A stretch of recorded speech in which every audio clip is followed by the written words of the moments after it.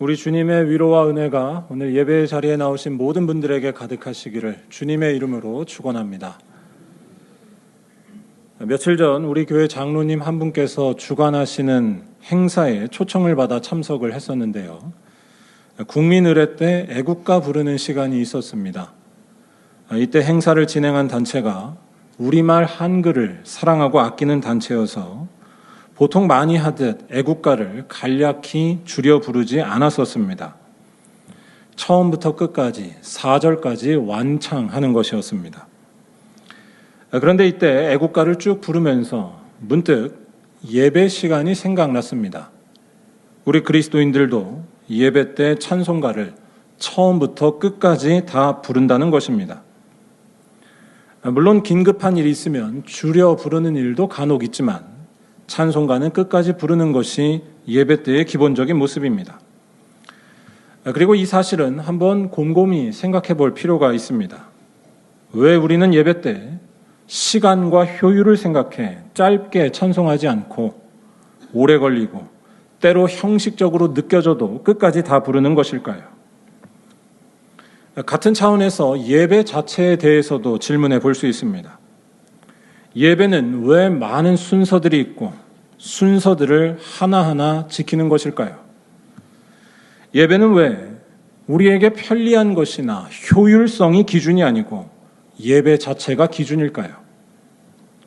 실용적인 것을 좋아하는 분들 입장에서는 좀 거칠게 말할 때 예배에는 시간 낭비처럼 보이는 것들이 있지 않을까요?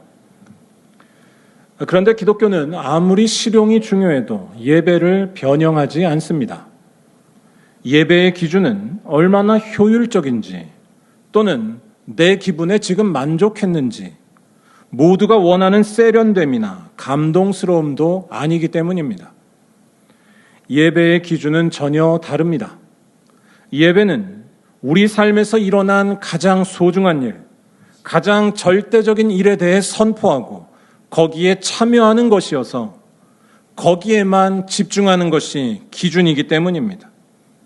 곧 우리를 자유케 하시는 하나님을 고백하고 그분께 찬양하며 응답하는 것입니다.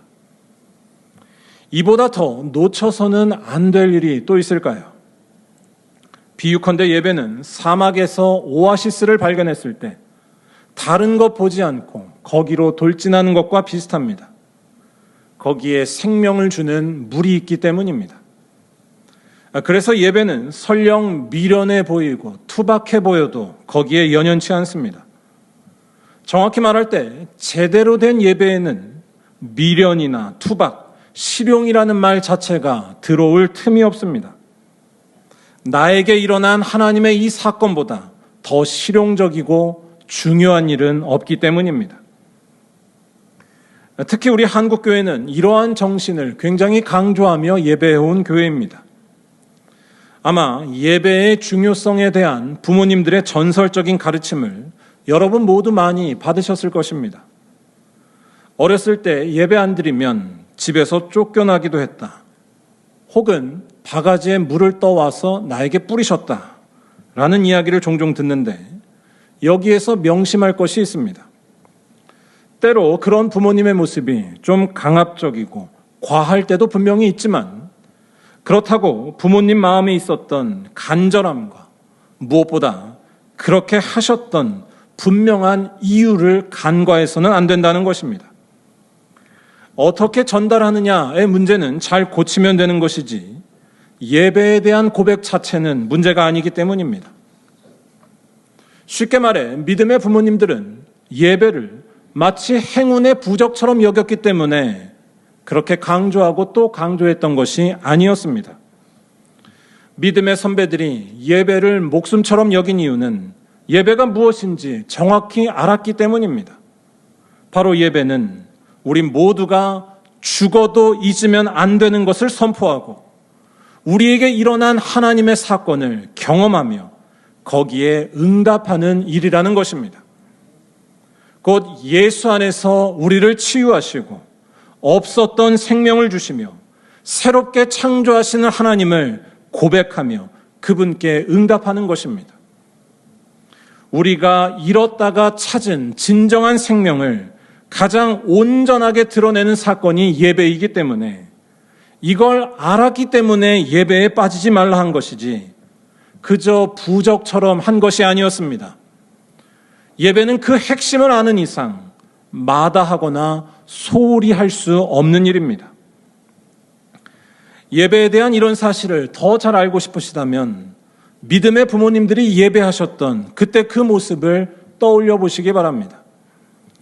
뭐라고 할까요?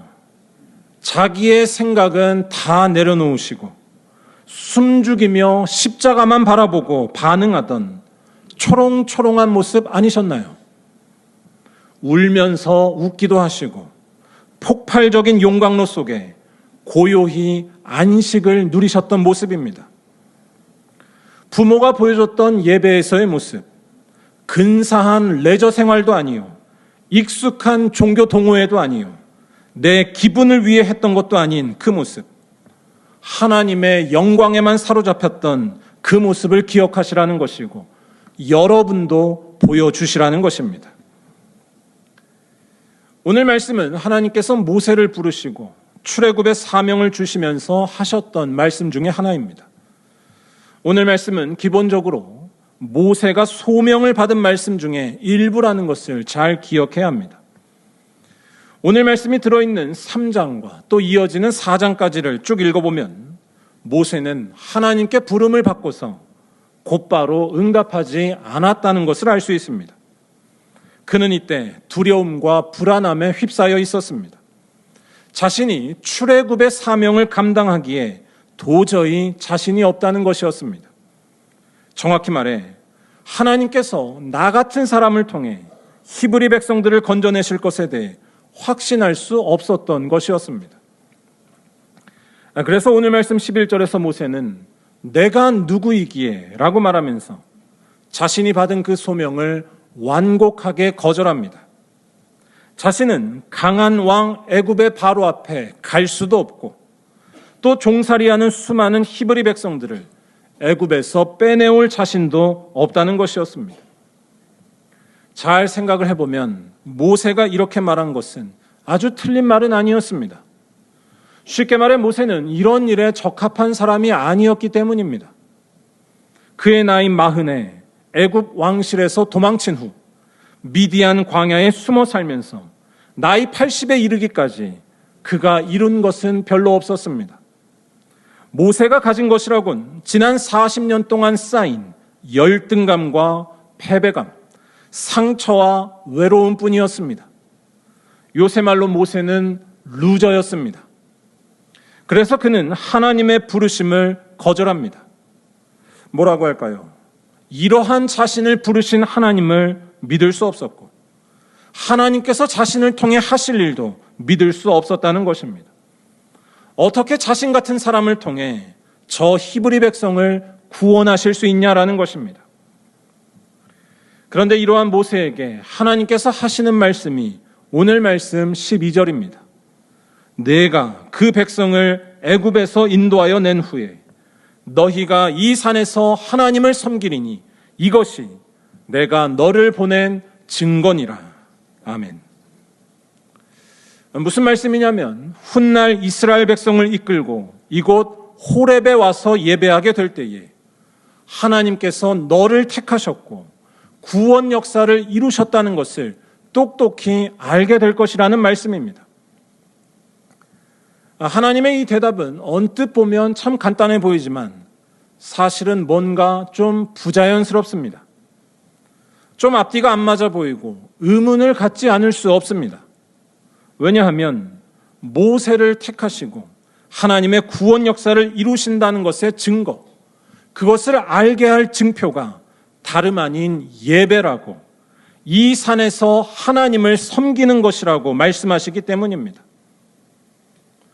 무슨 말씀이냐면 예배는 지금 모세가 답답해하던 문제를 해결할 증거나 사인으로 잘 다가오지 않는다는 것입니다. 하나님의 이 대답은 대단히 어색해 보입니다. 그래서 오늘 말씀이 있고 난 후 모세는 하나님께 계속해서 거부하고 있으며 하나님과 실갱이를 하고 있습니다. 쉽게 말해 모세가 답답해하던 것, 왜 초라한 자신을 택하셨는지, 또한 정말로 하나님께서는 그 강한 바로의 손에서 히브리 백성을 구출시키실 수 있는지, 그것을 딱 알게 해줄 증거나 증표는 예배가 아닌 다른 것이어야 자연스럽고 적당하지 않겠냐는 것입니다. 이를테면 애굽의 바로를 물리칠 만한 어떤 무기나 강한 군사력, 또는 바로를 물리친 후에 얻을 화려한 전리품 같은 것이 모세를 택하셔서 구원 역사를 이루신다는 것에 확실한 증거와 표시가 되지 않겠느냐라는 것입니다. 또한 지금의 모세가 가지고 있었던 모습, 초라하고 상처와 외로움만 가득했던 그 모습을 생각해 본다면 더욱더 그렇게 말할 수 있습니다. 지금 모세에게 필요해 보이는 것은 자신감이나 리더십, 또는 사람들에게 인정받는 유능한 모습 같은 것으로 보이고, 그러한 것이 지금 모세의 불안과 두려움을 해소시킬 증거가 되지 않겠느냐는 것입니다. 요새 말로 힐링이 돼야 이러한 일을 할 수 있지 않겠느냐라는 것입니다. 그런데 하나님께서는 그런 걸 말씀하지 않으십니다. 이 산에서 하나님을 섬기리니 이것이 내가 너를 보낸 증거니라. 하나님을 섬기는 예배가 모세를 택한 증거이고 구원 역사의 증표라고 말씀하시는 것입니다. 여러분, 이 말씀이 불안해하고 있던 모세를 과연 진정시킬 수 있을까요? 이는 비유컨대 나라를 잃어버려 절망하고 있는 사람에게 이상한 노래 하나 같이 부르자라고 말하면서 이게 독립의 증거다라고 말하는 것과 비슷해 보입니다. 무기나 능력, 사람, 보이는 업적과 성취가 아니라 예배가 구원의 증거라는 것입니다. 아주 어색하고 이상하지 않으신가요? 여러분들은 예배가 하나님의 구원 역사의 증거로 보고 계신가요? 일단 이 말씀에서 하나님을 섬기리니 라는 이 말이 곧 예배를 가리킨다는 사실을 다시 한번 짚을 필요가 있습니다. 예배로도 바꿀 수 있는 이 말은 본래 종이나 노예가 하던 노동을 표현하는 말이었습니다. 여기에서 중요한 것은 종이나 노예가 하던 험하고 힘든 일이 아니라 그때 종이나 노예가 갖는 자세입니다. 종이나 노예가 일할 때 필요한 것은 단순히 일을 잘하는 것이 아닙니다. 종에게 필요한 것은 주인에 대한 철저한 복종과 주인에게 귀를 기울이는 것입니다. 이러한 뜻을 가진 단어가 예배로 이어진다라고 하는 것, 이것은 예배가 단순한 종교 행위가 아니라는 것을 가르쳐 줍니다. 예배는 종이 주인에게 하듯이 하나님을 경외하는 것입니다. 하나님 앞에 엎드리는 것이고 그분의 말씀에 온 마음과 영혼이 귀 기울이는 것입니다. 그런데 여기에서 잘 생각해야 할 것이 있습니다. 예배가 이처럼 하나님을 경외하고 그의 말씀에 귀 기울이는 것이 돼야 하는 이유는 무엇일까요? 우리가 예배 때 하나님을 경외해야 하는 이유가 무엇이냐는 질문입니다. 그 이유는 분명합니다. 그분만이 상한 우리를 고치시고 그분만이 우리를 새롭게 하시기 때문입니다. 하나님의 형상을 따라 창조되었지만 자기 힘으로 구원을 얻으려는 굴레에서 벗어나지 못하는 것이 우리들의 모습입니다. 곧 죄의 지배를 받는 것입니다. 그래서 때로는 교만함에, 때로는 상처에 빠져 살다가 결국 허무와 죽음을 향해 달려가는 것이 또한 우리들입니다. 그런데 하나님께서는 이러한 우리를 자유케 하시고 참 평안과 소망으로 인도하신다는 것입니다. 바로 예수 안에서 죄에서 해방시키시고 하나님의 자녀가 되게 하시며 마침내 주님께서 다시 오시는 날 부활의 몸을 입게 하신다는 것입니다. 다시 말해 온 인류의 운명과 온 우주의 역사와 세상의 처음과 끝이 바로 이 예배에 담겨 있습니다. 그래서 이러한 사실을 아는 이상 예배 때 우리가 취할 자세는 경외와 복종밖에 없다는 것입니다. 왜냐하면 하나님께서 행하시는 이 일만이 우리에게 구원을 주기 때문입니다. 정확히 말해 우리는 하나님의 이 역사를 통해서만 참으로 살아있음을 얻으며 더 이상 목마르지 않으며 기쁨과 소망과 감사와 해방을 누립니다. 뭐라고 할까요? 유튜브 없이도 외롭지 않을 수 있습니다. 생긴 것과 가진 것에 따라 평가받지 않습니다. 어떤 자리에 있어도 서운하지 않으며 안식과 평화가 넘치는 일을 그가 행하신다는 것입니다. 사람을 의지하지 않아도 불안하지 않고 오히려 모든 순간들을 선물로 받으며 누리며 살아갈 수 있습니다. 왜냐하면 우리가 예배하는 분, 우리를 구원하시는 예수께서는 가장 낮은 곳에 떨어지셔서 가장 비참한 죽음을 당하셨지만 하나님과 결코 떨어지지 않으셨고 3일 만에 영광스럽게 부활하셨기 때문입니다. 이 예수를 만나는 일, 그와 하나가 되는 것보다 우리 인생에 더 긴급한 일이 또 있을까요? 아니, 이 예수 앞에 섰을 때 우리가 해야 할 일이 뭐가 있을까요? 그의 이름을 높이고 찬양하며 복종하는 것 말고 또 다른 것이 있을까요? 종과 노예가 가졌던 그 겸손함으로 주인에게만 집중하는 또랑또랑한 모습이 우리가 예배 때 응당 가져야 할 것이 아닐까요? 다시 말해 예배는 우리 인생의 빛을 비추시는 하나님의 계시와 역사하심을 만나고 거기에 전적으로 찬양과 복종으로 응답하는 생명의 사건입니다. 그래서 예배는 단순하게 중요한 것이 아닙니다. 그 핵심을 알 때에 도저히 마다하지 않을 수 없는 어떤 사태인 것입니다. 예배는 시간 될 때 참석하는 종교 동호회 모임도 아니고 괜히 만들어낸 거추장스러운 의식도 아니며 오로지 내 기분을 위한 교양 시간도 멋들어진 콘서트도 아닙니다. 예배는 나에게 쳐들어온 생명의 사건이며 우리를 향한 하나님의 손길에 빨려드는 일입니다. 그런 차원에서 예배는 택일의 문제가 아닙니다. 예배는 외면할 수 없는 우리 인생의 비밀이 드러난 놀라운 자리입니다. 뭐라고 할까요? 합창단으로 치자면 악보에서 꼭 발견해야 하는 그 음악의 세계, 작곡가가 경험했던 세계를 만나고 경험하는 것이라고 할까요? 그 세계를 알지 못한 채 노래한다면 그 노래에 생명력은 없게 됩니다. 악보만 볼 줄 안다고 해서 노래를 잘 부르는 것이 아닙니다. 이와 같은 사실을 생각해 볼 때 오늘 말씀에서 가졌던 의문, 예배가 어떻게 이스라엘을 구원하시는 것에 증표가 되는지 여기에 대한 해답은 분명합니다. 예배에서만 우리가 버림받지 않으며 회복되며 참으로 구원받는다는 것을 확신할 수 있다는 것입니다.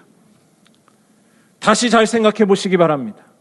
열등감과 패배감으로 숨어 살던 모세가 하나님의 위대한 도구가 될 수 있었던 것은 그에게 무기와 군사력이 생겨서도 아니었고 마음이 힐링이 되어서도 아니었으며 유능한 능력이 생겨 사람들에게 인정받아서도 아니었습니다.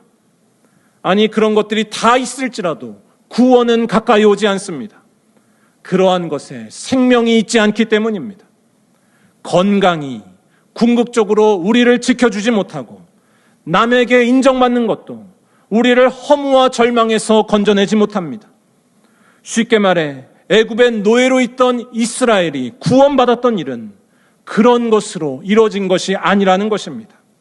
이스라엘은 생명이신 하나님께서 강한 팔로 역사하셔서 애굽에서 탈출하게 된 것이지 단지 군사력이 많아서 먹을 것이 풍족하여서 세상에서 인정받아서 생명을 얻게 된 것이 아니라는 말씀입니다. 또한 우리 주님 예수께서는 십자가에서 자기를 다 내어주시고 3일 만에 부활하셔서 그가 우리를 구원하시는 것이지 그가 부자여서 세상에서 인정받아서 성공해서 우리를 구원하시는 것이 아니라는 것입니다. 예수께서는 우리를 죄에서 건지시며 하나님과 화해하게 하시기 때문에 그래서 자기 염려에서 벗어나 늘 감사와 찬송, 평화가 있게 하시기 때문에 우리의 영원한 주님이 되시는 줄로 믿습니다. 다시 말해 이러한 하나님의 놀라운 은총을 경험하고 거기에 빠져드는 사건인 예배는 우리가 구원받은 것의 확실한 증표가 됩니다. 자신의 초라함을 보면서 불안해하고 있던 모세가, 아니 우리들이 하나님의 평화와 능력, 소망 가운데 있음을 확신하며 응답하는 것이 바로 예배이기 때문입니다. 불안해하던 자가 용기를 얻으며 허물 많은 자가 다시 일어서며 눈물 흘리던 자가 찬송 부르며 기뻐하는 것입니다. 너희가 이 산에서 하나님을 섬기리니 이것이 내가 너희를 보낸 증거니라. 사랑하는 여러분, 예배보다 소중한 사건이 우리에게 없으며 우리에게 가장 절대적인 일은 바로 예배인 줄로 믿습니다. 그래서 내일부터 우리 교회는 20일 동안 예배에 대해 깊이 묵상하고 하나님 앞에 기도하는 전교인 특별 새벽 기도회를 진행하고자 합니다. 이번 특별 새벽 기도회 동안 우리에게 일어난 하나님의 역사를 확신하고 응답하는 생명의 자리, 예배에 대한 마음이 불같이 일어나기를 간절히 소망합니다. 아니 우리 믿음의 부모님들이 예배를 목숨보다 소중히 여겼던 이유를 다시 한번 발견하시기 바랍니다. 우리의 시간과 생각이, 상처와 아픔이, 자랑과 교만이 다 멈추어지고 생명의 주님께만 꽂히는 예배가 회복되며, 그래서 그 마음을 우리의 자녀들에게도 사랑으로 전달할 능력을 갖추는 것입니다. 예배는 미신 같은 부적이 아니라, 혹은 감정을 자극하는 근사한 무대가 아니라 거부할 수 없는 생명의 자리임을 기억하시고 순종과 경외함으로 참된 예배를 드리시기 바랍니다. 그리하면 우리 모두 상처와 실패를 가졌을지라도, 불안함과 두려움이 가득해도 하나님의 구원을 확신하면서 하나님의 위대한 일에 쓰임받는 또 다른 모세가 될 줄로 믿습니다. 우리를 절망과 실패에 빠지지 않게 하시고 하나님의 자녀로 살게 하시는 예수 이름의 능력이 역사하는 것입니다. 바라기는 이러한 은혜와 믿음이 우리 모든 말리언교회 성도들에게 가득하시기를 주님의 이름으로 간절히 축원합니다. 기도하겠습니다.